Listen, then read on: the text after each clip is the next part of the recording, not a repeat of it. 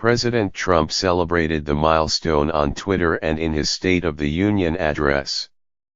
The unemployment rate for Black Americans had hit its lowest point on record, a sign that the recovery was at last reaching groups that had been left behind. But the achievement was bittersweet. Black joblessness was still roughly twice the rate for whites. Even at the low of 6.8% recorded in December, it climbed back to 7.7% in January. The unemployment level for Black Americans would qualify as a near crisis for whites. And the relative gains have not erased disparities in opportunity and pay. A tight labor market alone can't undo a legacy of unequal school funding, residential segregation, or the disproportionate rate of incarceration for Black Americans. Nor can it reverse the gradual shift of well-paying jobs from inner cities to mostly white suburbs. Studies have found that discrimination in hiring and pay persists even in good economic times, making parity an elusive goal. It's not microwavable, said Louis King, who runs a training program in Minnesota that aims to put minority workers into construction and healthcare careers. You don't press a button and it suddenly changes. On paper, the state's economy gave Mr. King a good chance at success. Minnesota's jobless rate is far lower than the national average, making employers particularly hungry for workers they may once have shut out. As in many states, Black workers in Minnesota are finding a more hospitable economy.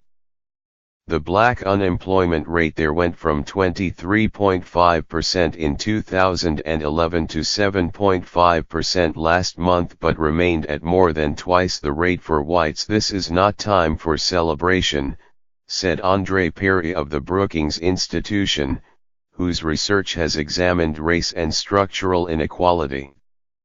Yes, the strong economy is exciting high-growth areas, but Blacks are still filling temporary positions or low-wage jobs that result in a flat level of income. Nationwide, the typical annual pay for a Black person working full-time was just under $40,000 in 2016, compared with $52,000 for a white worker. No amount of education alters the imbalance. Black workers with a high school diploma take home 22% less than whites with the same credential. Those with graduate degrees fall nearly as far behind their white peers. Mr. King has been working to alter that dynamic ever since he arrived in Minneapolis in 1989. He found that the Black people who had jobs were mostly flipping burgers or minding cash registers at convenience stores. There weren't real soul food restaurants, he said, or many prominent Black businesses of any kind. It was hard for him to see how Black children would climb economically without knowing whether people who looked like them ever landed on top. So Mr. King, a former Army commander who trained soldiers, founded Summit Academy, a vocational school. He spent years trying to persuade people to actually hire his graduates. In 2009, as the nation was trying to climb out of the recession and Minnesota's legislature was debating how to spend federal stimulus money, Mr. King sent busloads of his students to legislative hearings. They arrived early, filling out rows of seats normally occupied by lobbyists. They showed up on construction sites in lab coats, carrying magnifying glasses, looking diligently for the Black workers. They submitted a missing persons report to local officials to highlight the lack of Black workers on public projects. The timing couldn't have been better for Carmen Richardson. She had just quit her job plating metal for a pittance when she saw an ad for Summit. After she graduated from the program 5 months later, the biggest names in the construction business were competing for her. I was getting recruited like I was a basketball player, Ms. Richardson said. I was in shape, I was a female and I was Black, so that was the golden ticket. She started out earning $24 an hour in 2011, and became a part of the Carpenters Union. She got a pension and full medical coverage. She bought a Suzuki motorcycle and, last year, a Dodge Charger. Got my first speeding ticket in that sucker, Ms. Richardson said. Now she earns $37 at Mortenson, a construction giant that played a critical role in opening doors for people like her. A changing economic calculus helped.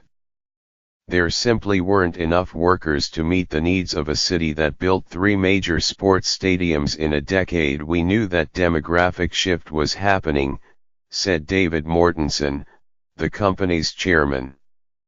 White Minnesotans, who sent generations of young men into the trades, were suddenly seeking a higher purpose college degrees, office jobs. Economic theory suggests that a strong labor market like Minnesota's and, increasingly, the country's as a whole makes outright discrimination expensive.